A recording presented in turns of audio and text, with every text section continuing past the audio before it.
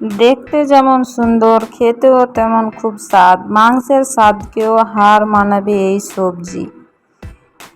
Hello বন্ধুরা, আমরা প্রত্যেকেই তরমুজ বাড়িতে কিনে আনি, কিন্তু খোসাগুলো ফেলে দিই। ফেলে না দিয়ে এইভাবে একটা সবজি রান্না করে খেয়ে দেখুন, খুব ভালো লাগবে।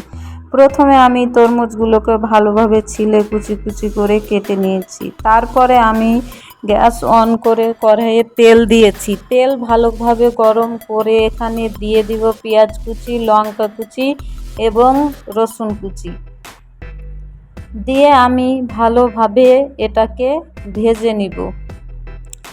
এই দেখো, প্রায় ভাজা হয়ে গেছে। এবার আমি এখানে তরমুজের খোসাটা কুচি কুচি করে রাখা ভালোভাবে ধুয়ে দিয়ে দিব।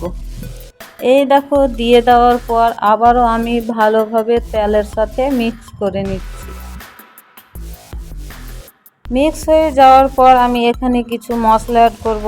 মশলাগুলো হলো স্বাদ মতো লবণ, ধনে গুঁড়ো, হলুদ, পাঁচ মশলা গুঁড়ো এবং লঙ্কা গুঁড়ো দিয়ে আমি এটাকে ভালোভাবে নেড়ে চেড়ে মিশিয়ে নিব। এইভাবে নেড়ে চেড়ে আমি কিছুক্ষণ পর ঢাকনা দিয়ে ঢেকে রেখে দিব 3 মিনিটের জন্য, যাতে তাড়াতাড়ি কষানো হয়ে যায়।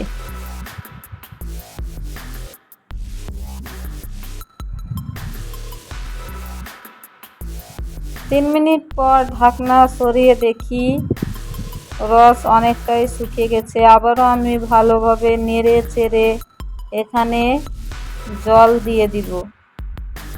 পরিমাণ বুঝে জলটা দিতে হবে, যাতে খোসাগুলো সিদ্ধ হয়ে যায়।